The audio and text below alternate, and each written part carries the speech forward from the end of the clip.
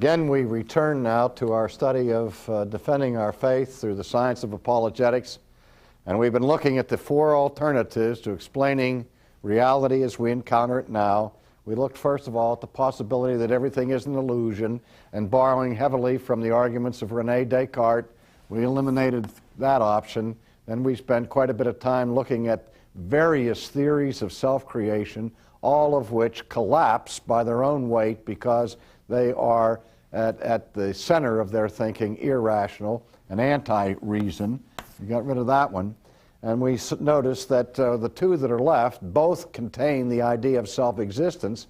And in our last study, I pointed out that if something exists now, the idea of something that is self-existent is not only possible, but rationally necessary. And then I made the distinction between that which is rationally necessary and that which is ontologically necessary. And I was saying that whatever it is that is the self-existent eternal something must be not only rationally necessary, but ontologically necessary as well. And I said that that squares with the Judeo-Christian understanding of the nature of God. However, I mentioned quite in passing that there are those who agree that something must be self-existent and eternal, but they argue that that self-existent eternal something is the universe and not God. And I want to take a look at that briefly in our discussions today. You know, it's certainly not a law of science. It still remains a theory, and the theories of origins of the universe tend to undergo changes and sometimes revolutionary upheavals from time to time. I mean, even in my own lifetime, we saw the advent of the Big Bang theory of the origin of the universe, which was not accepted at all when I was a high school student, but now has pretty much won the day. Although there are alterations within the scientific community with respect to views regarding the so-called Big Bang. But in simple terms, and please don't respond with more sophisticated definitions of that, because I realize there are more sophisticated definitions of it, but in simple terms, what you often hear in terms of describing the Big Bang is that there was a time in past history, 15, 18 billion years ago, give or take a few billion, that at that time, all that existed was what is described by some as a point of singularity. And this point of singularity involved the compaction of all matter and all energy that may currently be found in the universe. That is, all of the stuff of reality, at least in its nascent form, was compressed into this infinitesimal point of singularity. And that this point of singularity existed from all eternity in a state of organization.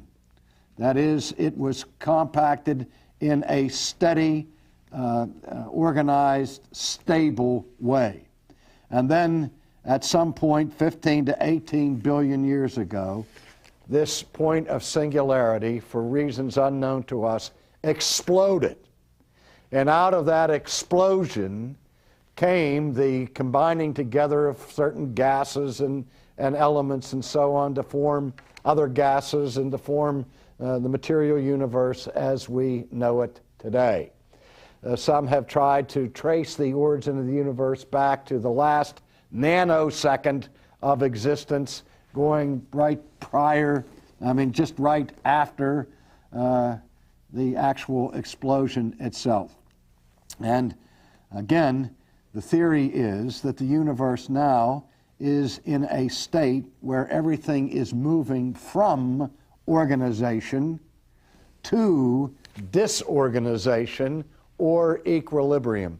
Just as when something explodes and things move out from the center, they move away from their point of compaction or condensation into a equilibrium state of disorganization. That's why people say, that the universe is wearing down and at some point will implode into some black hole or some such thing. So the idea here is that at one time, whatever was in a state of organization. But now the basic laws of thermodynamics indicate that everything is moving towards a state of disorganization. Well, that raises all kinds of questions. The first question is if the state of nature is to move inherently towards disorganization, you have to ask the question how it became organized in the first place. And we would have to say that if it is moving toward disorganization, that it is moving from organization, and that organization was the original state of things, which is what the Big Bang suggests. Then, of course, the other law that we have to wrestle with is the simple elementary law of inertia. And the law of inertia teaches that things in motion tend to remain at motion unless acted upon by an outside force. And things that are at rest tend to remain at rest unless acted upon by an outside force. This, for example, law of inertia is what makes golf so difficult, and yet what makes golf possible. It makes it difficult because every golfer I know always wants to find the secret where he can hit the ball further than he currently is able to hit it. If he can hit it 200 yards off the tee, he wants to hit it 220. If he hits it 220, he wants to hit it 250. If he hits it 250, he wants to be able to hit it 300. Well, what happens is the ball begins at rest. It's placed upon the tee. And the golfer himself is at rest. And then he walks up to the ball, and the first thing he does is address the ball. He says, "Good morning, ball." And he takes his club, and then he swings the club. He sets the club in motion. And the club is in motion now, and that which is in motion hits that which is at rest and propels it down the fairway. But while the ball is moving, it is finding resistance from outside forces of the weight of the atmosphere, the friction of air against it. It lands on the ground, and it won't roll forever because the friction of the ground impedes the continued progress of the ball, and so finally the ball comes to rest again. Now, fortunately, there are these outside forces working against our efforts to keep the ball in motion. Because if there were no outside forces and we set the golf ball in motion, the drive would go forever and it'd be the end of the game. You'd lose the ball and there'd be no way of scoring in the game at all. So there's a sense in which the outside forces, even though they are frustrating our efforts to hit the ball further, nevertheless, because they frustrate it to a finite degree, makes it possible for the game to be played. But the idea, again, is things at rest tend to remain at rest unless some outside force is applied to it. Or once it gets moving, it's going to stay moving unless its motion is retarded by some other outside force. Now, the $64 million question about the Big Bang is what caused the bang. And I've heard all kinds of people say we don't need to answer that question. That goes beyond science, and that goes into the realm of philosophy or theology or religion or whatever. And I say, wait a minute. When you're going to give an explanation for all of reality, and you pin all of your hopes upon this concept of a Big Bang, why don't you answer the question, what causes the Big Bang? Scientific theory is innately concerned with matters of causality. And this is the big question of causality, on what causes the Big Bang. And it's a cop-out academically and intellectually to say, I'm not going to go there. If you're going to postulate this thesis for the origin of everything, then you're begging the question what it is that is the outside force that causes this monumental change in your little point of singularity, that causes this to move, to cause reality to change from the state of organization towards disorganization. Biblical Christianity has the answer to that readily available, that this is exactly what is involved in the doctrine of creation, that we have a self-existent eternal being who has the power of motion, who has the ability to move that which is not moving. That's what Aristotle understood in all antiquity when he talked about the unmoved mover. That he understood that there has to be an origin to motion. And that which has the origin of motion must have the power of motion within itself, just as it must have the power of being within itself. And that's why we attribute these attributes to God. But again, we've answered briefly that objection, but what about the idea that this matter that is compacted there in the Big Bang point of singularity, how about the matter itself or the energy itself being the self-existent eternal being? Because this is really what's assumed in materialism, that the universe itself is not 15 to 18 billion years old. Only the present motion of the universe goes back to that point in time, but actually the ingredients or the stuff of reality is eternal. And I'll say, well, what is it in the universe that is eternal? Is it this piece of chalk in its individuated form? Are my car keys in the individuated form? Is it the sun in its individuated form? Is it me as a person in my individuated form? And of course, materialists will say, don't be ridiculous. You know that those are all manufactured or things that came into being that previously did not exist. No, we're not saying that the sun is eternal. We're not saying that you are eternal. We're not saying that the chalk is eternal or that the car keys are eternal. We know that. And we know that in the material world, the chief characteristic of matter is its mutability, that it changes.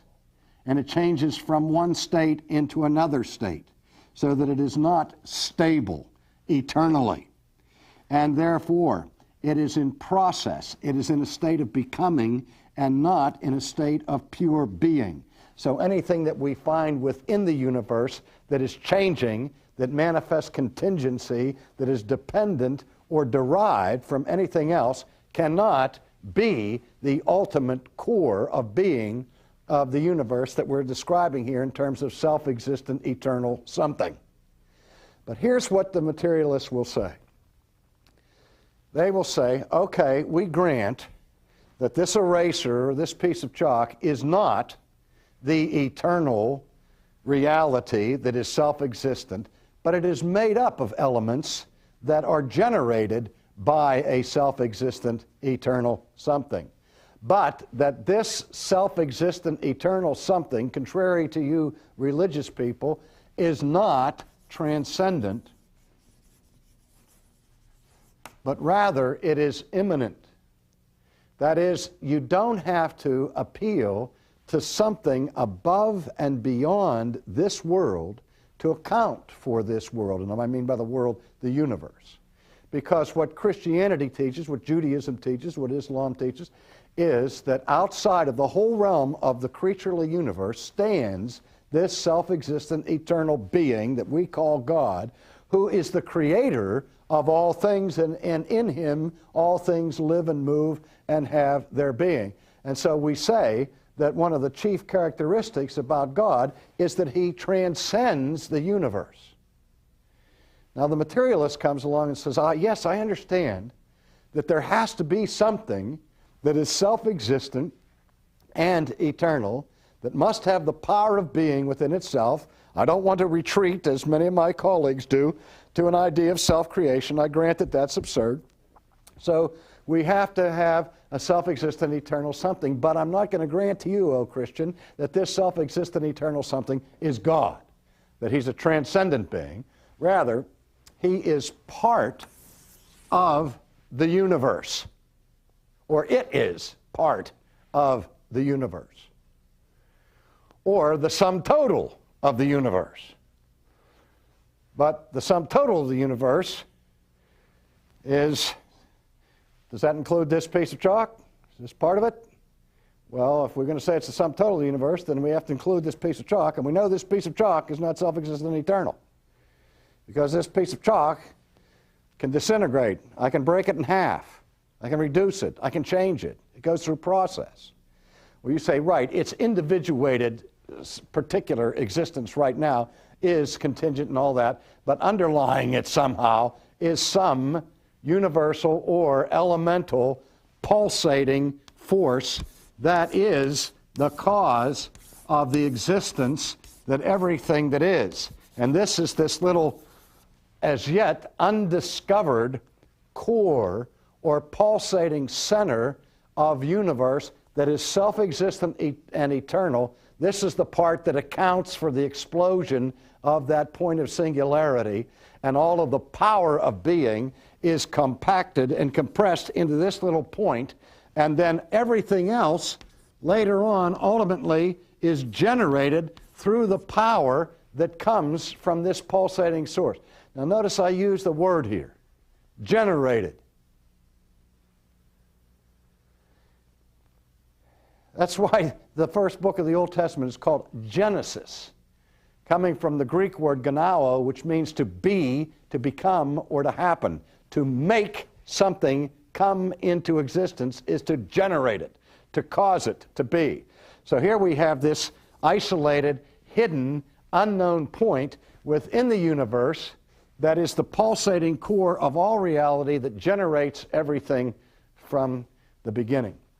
And so the point is, there is no God who lives outside the universe, who's above and beyond the universe, but that this self-existent, eternal, generating power is part of the universe itself. That's the immanentistic view that's very popular in certain circles in science and in philosophy today, that yes, there is a self-existent, eternal power without which there can be nothing. But why do we say it has to be outside the universe? That's the challenge they come to us.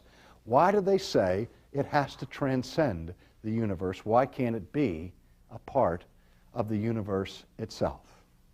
And my answer to that is, it can be a part of the universe itself, depending on how you define universe. If you mean by universe, by the word universe, all that is, and if God is, then God would be subsumed under the term universe because it describes all that is.